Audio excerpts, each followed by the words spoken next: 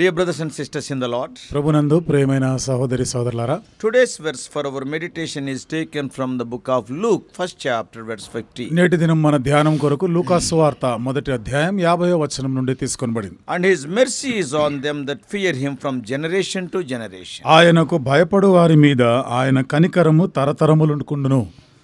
One of the things we learn from the scripture is that God views things very differently than we do.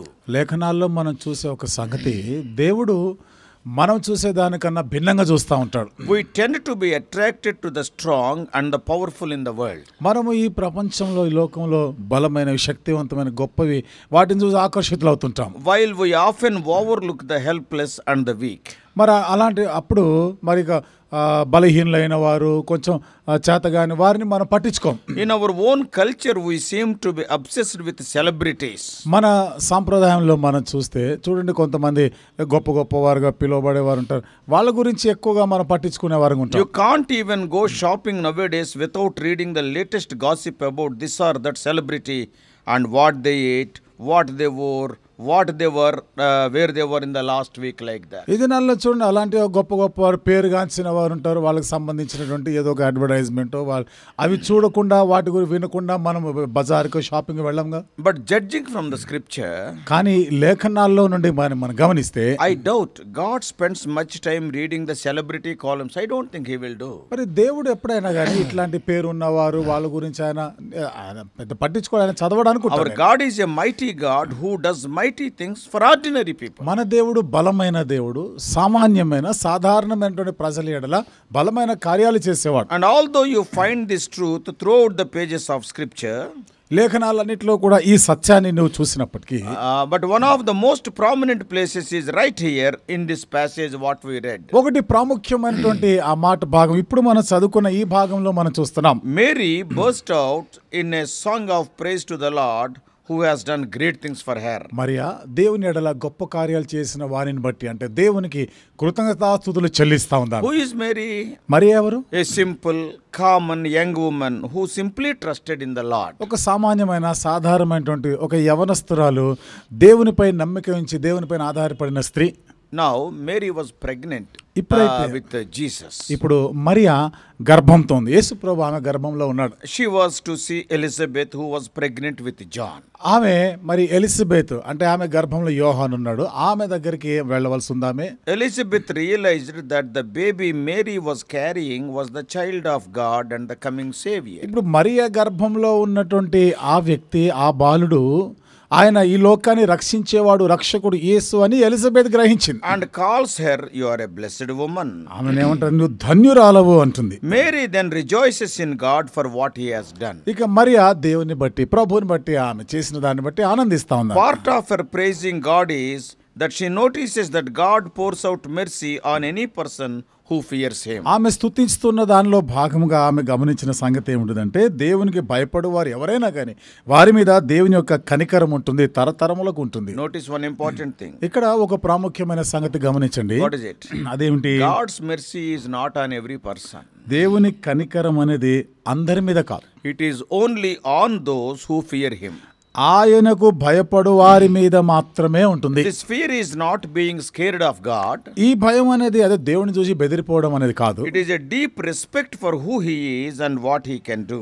ఆయన ఏమై ఉన్నాడో, ఆయన ఏమి చేస్తున్నాడో దానిని బట్టి, దానికి ప్రతిగా మనం ఆయన ఎడల భక్తి, మర్యాద, గౌరవం కనపరుస్తాం. God is the one in control and has absolute rule. దేవుడే సమస్తమును ఆయన నియంత్రించేవాడు, ఆయన అధీనంలో ఉంది, ఆయన ఏలుబడి చేయవాడు. Many people do not recognize this fact of God. చాలా మంది దేవుని గురించిన ఈ సత్యాన్ని వాళ్ళు గ్రహించారు. Even many Christians, they do not really fear God. ఇక చాలా మంది క్రైస్తవుల మాటకు వస్తే వాళ్ళు కూడా దేవుడు అంటే భయం లేదు. He is often looked at as the old man up there. ఆయన ఏదో ఒక పెద్ద ఆయన, ఏదో ఒక ముసలివాడు, అట్లా ఆయన ఏదో నిర్లక్ష్యంగా చూస్తారు. They will not respect him as their creator, king and ruler and the one who can save and destroy. వారి సృష్టికర్తగా, రాజుగా, పరిపాలించేవాడుగా, వారిని రక్షించడానికి వచ్చిన వాడుగా అట్లా పరిగణించారు, ఆయన చూడరు వాళ్ళు. Others just look at God as the one to whom they can run when in trouble. ఇతరులైతే దేవుణ్ణి కష్టకాలంలో ఆయనే సహాయం చేసేవాడు, ఆయన యుద్ధకు మనం పరిగెత్తాలి అని అట్లా భావిస్తారు. Only in difficulties. కష్టాల్లో మాత్రమే. Otherwise they do not really need him. లేకపోతే కష్టాలు వచ్చినప్పుడే ఆ పరిస్థితి, లేకపోతే దేవుడు అంటే పట్టింపు ఉండదు.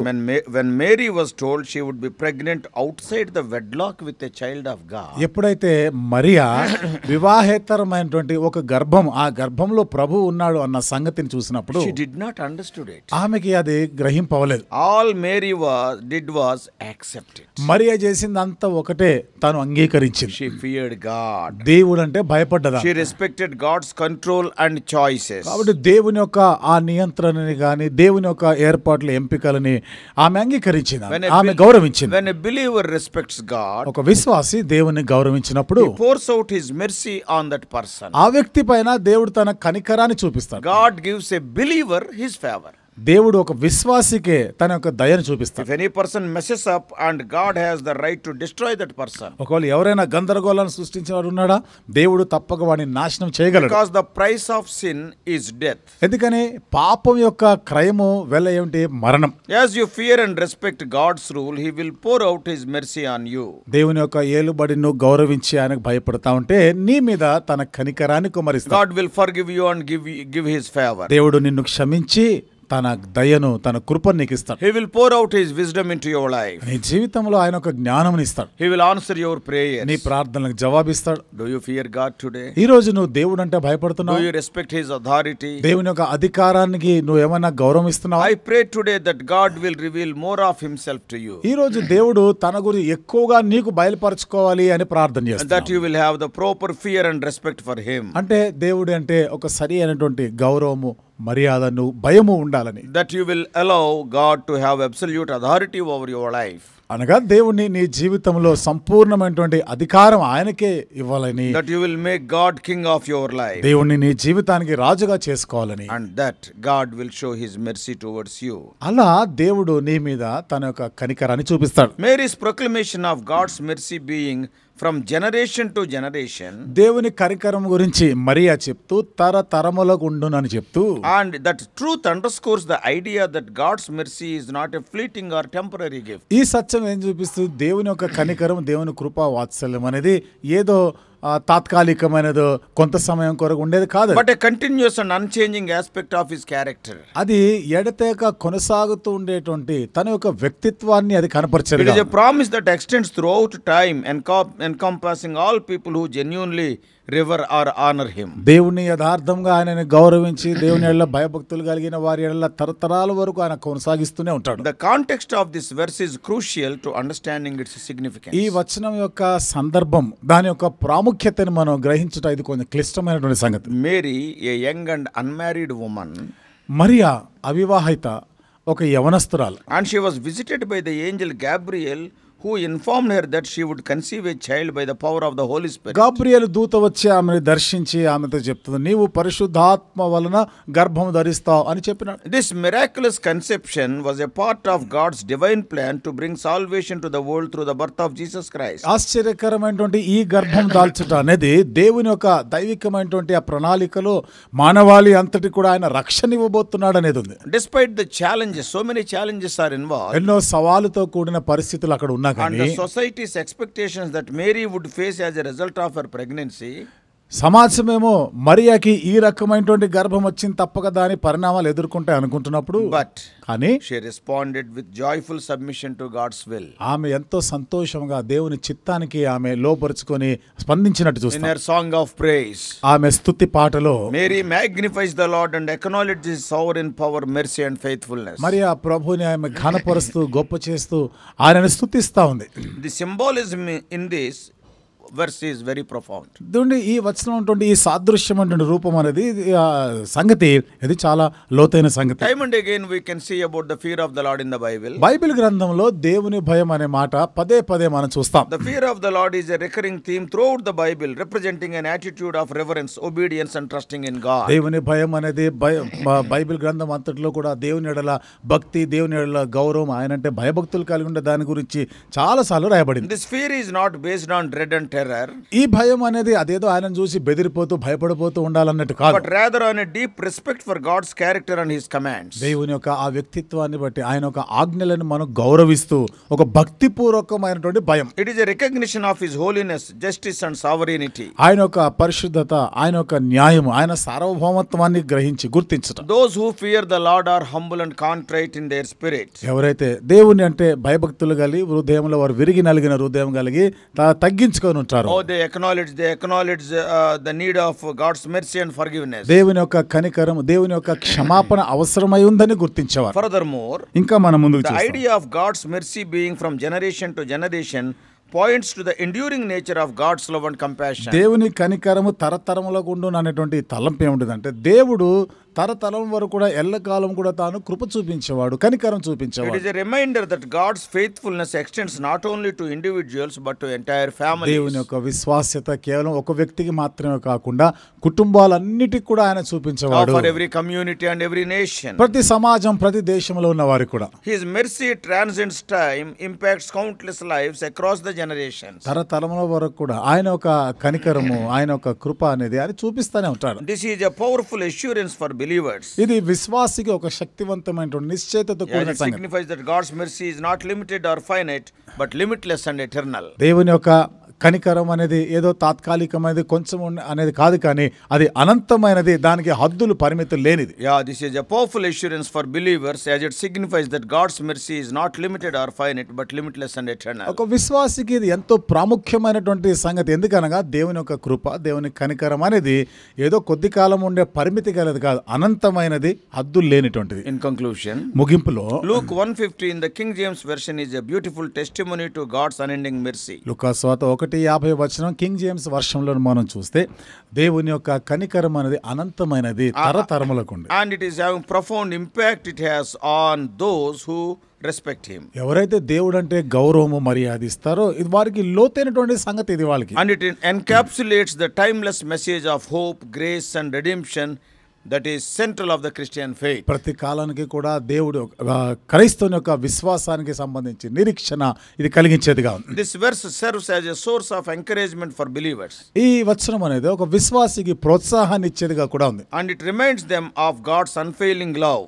దేవుని తప్పిపోని ప్రేమను గురించి కూడా జ్ఞాపకం And చేసేదిగా his ఉంది. commitment to extend his mercy to all who honor and trust in him. ఎవరైతే ఆయనని గౌరవించి ఆయన నమ్మిక ఉంచుతారో అలాంటి వారందరి ఎడల ఆయన కనికరం చూపేవాడుగా ఉంది. Mary's song in many ways reflects Hannah's song from the Old Testament in 1 Samuel 2. మరి ఆ పాటను మనం గమనిస్తే పాత నిబంధనలో 1 సమూయేలు గ్రంథం 1-2 అధ్యాయంలో హన్నా యొక్క పాటతో కూడా సమానంగా ఉంటుంది. Hannah praised God for allowing her to give birth to Samuel after she had been barren for many years. Hannah చాలా సంవత్సరాలుగా గొడ్రాలుగా ఉన్న తర్వాత దేవుడు కుమారుని అంటే సమూయేలుని ఇచ్చిన తర్వాత దేవుణ్ణి ఆమె స్తుతిస్తూ ఉంటుంది. Mary's whole song was saturated with scripture. Everywhere she quoted the scripture. మరి ఆ పాట అంతా కూడా దేవుని వాక్యంతోనే నింపబడింది. ప్రతి చరణంలో కూడా వాక్యం, లేఖన భాగాలు ఉంటాయి. Mostly from the Psalms but from other scriptures also. ఎక్కువ శాతం కీర్తనల నుండి ఇంకా మిగతా భాగాల్లో నుండి, లేఖనాల్లో నుండి కూడా ఉంది. She especially draws from Psalm 103. ప్రత్యేకించి 103వ కీర్తన గురించి ఆమె చెప్తా But ఉంటుంది. also she have taken some of the verses from Psalm 89 and 98. 89వ కీర్తన, 98వ కీర్తనలో నుండి కూడా కొన్ని వచనాలను ఇక్కడ ఆమె ప్రస్తావించింది. Mary knew her Bible.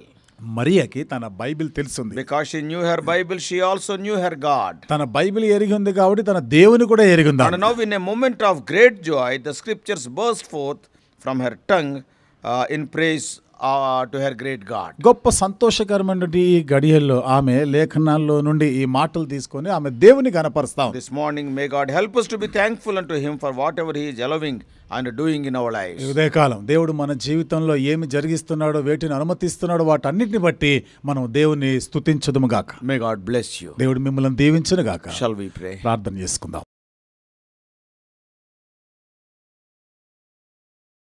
Loving Heavenly Father, ప్రేమగల మా పరలోకపు in తండ్రి, the midst of utmost difficult situations, Mary could praise thee. అత్యంత కష్టతరమైనటువంటి పరిస్థితుల్లో మరియా నిన్ను స్తుతించింది. She is an unmarried young girl. ఆమె అవివాహిత అయినటువంటి ఒక యవనస్తురాలు. But the angel of the Lord came and told that she is going to become pregnant. అయితే దేవదూత వచ్చి నీవు గర్భవతి అవుతావని ప్రకటన చేసింది. She have not questioned it. ఆమె దానికి ఎదురు ప్రశ్నించలేదు. She felt no sorry for that. దాని గురించి ఆమె ఏం బాధపడలేదు. But she started praising you. అయితే మిమ్మల్ని స్తుతించడం She ఆరంభించింది. is having the strong confidence that you are her God. నీవే తనకి దేవుడు ఉన్నటువంటి బలమైనటువంటి నిశ్చయిత కలిగింది. Whatever God does in my life, it is for my good. దేవుడు నా జీవితంలో ఏది చేసినా అది నా మేలు కొరకు చేస్తానని Oh, she గ్రహించింది. is blessed among women. స్త్రీలలో ఆమె ధన్యురాలైనది. O Lord, she could witness thy mercy, O Lord, and sing of that mercy which is there from generation to generation. నీ కృపను గురించినటువంటి సాక్ష్యం ఇవ్వగలిగింది. అంతేకాదు తరతరములకు నీ కృప ఉందనే పాట పాడింది ఆమె. O Lord, what a wonderful testimony. ఎంత అద్భుతమైన సాక్ష్యం ఇది. To some extent we see in the life of Hannah also. కొంతవరకు ఈ పరిస్థితిని హన్నా జీవితంలోనూ చూస్తున్నాం. Help us to understand that when we are your children, whatever you are allowing in our lives, it may look good or bad in our sight, it is for our good only. మేము మీ పిల్లలమైనప్పుడు మా జీవితంలో ప్రభువును ఏది అనుమతించినా అది మా దృష్టికి మేలైన కీడైనా సమస్తము మేలు కొరకే జరిగిస్తున్నావని అర్థం చేసుకునే దానికి సహాయం Help చేయండి. us to accept thy will for our life. దేవా మా జీవితాల కొరకే మీ చిత్తాన్ని మేము అంగీకరించడానికి సహాయం Guide చేయండి. us throughout this ఈ day. దినమంతటి కొరకు మమ్మల్ని We నడిపించండి. do pray in the mighty name of our Lord and Savior Jesus Christ. మా ప్రభువును రక్షకుడైన యేసుక్రీస్తు వారి శక్తిగల నామములో ప్రార్థించి వేడుకుంటున్నాం తండ్రి.